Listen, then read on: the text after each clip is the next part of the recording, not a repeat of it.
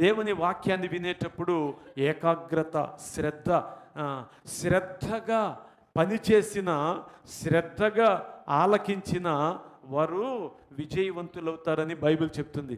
నీకు బాధ కలుగునప్పుడు అంత్య దినములలో నీవు నీ దేవుడైన యెహోవా వైపు తిరిగి, నీకు బాధ కలిగినప్పుడు నీ దేవుడైన యెహోవా వైపుకు తిరిగి ఆయన మాట వినిన ఎడల ఏం కలుగుతుందట?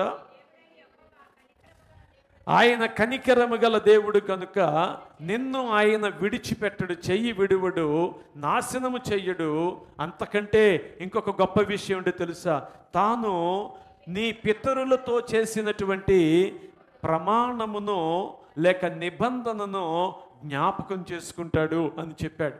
నేను బాధలో ఉన్నప్పుడు ఆయన మాట విన్నట్లయితే, నేను కష్టములో ఉన్నప్పుడు దేవుని మాట విన్నట్లయితే, దేవుడు నన్ను జ్ఞాపకం చేసుకుని కనికరం చూపిస్తాడు.